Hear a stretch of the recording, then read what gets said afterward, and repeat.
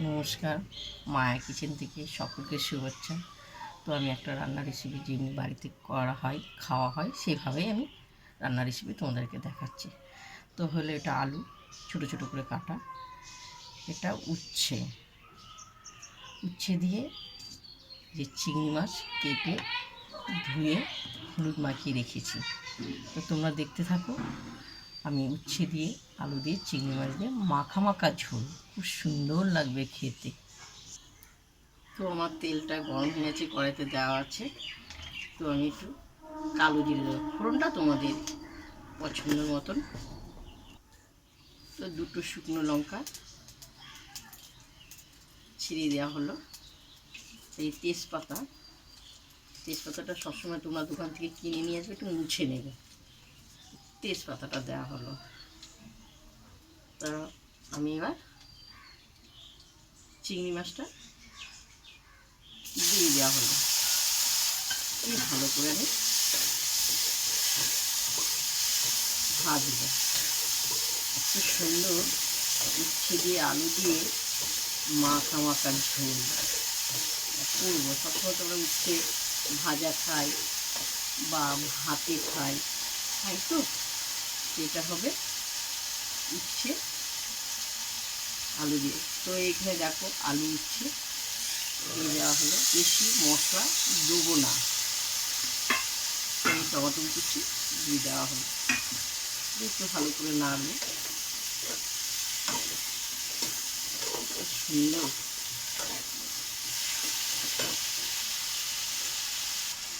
তো পরিমাণে একটু নুন দেওয়া হলো, নুনটা দিয়ে দেওয়া হলো।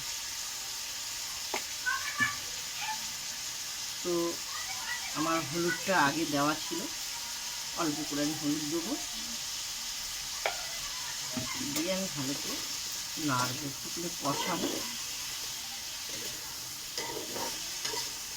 সুন্দর উচ্ছের গন্ধটা, চিংড়ি মাছের গন্ধটা দুটো একসঙ্গে আসছে, তো খুব ভালো লাগছে। একটু কষবে। তো কষানোটা হয়ে যাচ্ছে।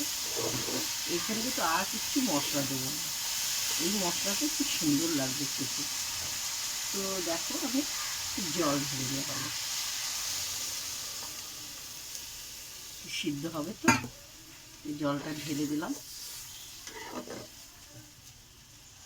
তো 10-15 মিনিট ঢেকে দেওয়া হলো। তো ঢাকনাটা খুললাম, খুলে 3টে কাঁচা লঙ্কা দেওয়া হলো। তো তোমরা ঝাল যারা পছন্দ করো তারা ঝাল খেও না, শুকনো লঙ্কার ফোড়নও ঝাল হয়ে যায়, তাই এটা আমি ঝাল দিলাম। তা আর একটু সিদ্ধ হবে। আর 10-20 মিনিট একটু ঢেকে দেওয়া হলো।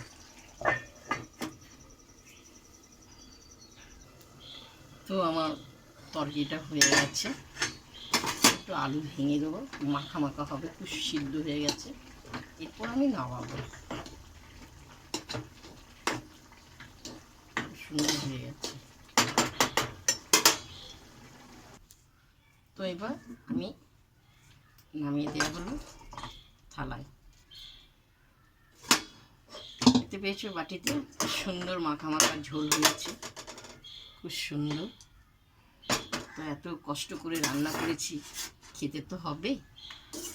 চিংড়ি মাছ উচ্ছে দিয়ে তরকারিটা খেয়েই দেখি।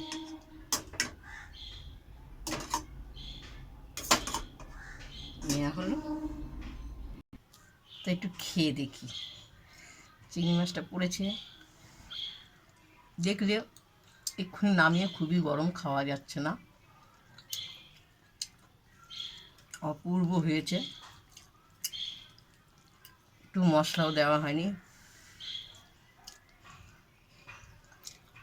কি সুন্দর উচ্ছে দিয়ে আলু দিয়ে চিংড়ি মাছ দিয়ে মাখা মাখা ঝোল করেছি। তো তোমাদের যদি ভালো লাগে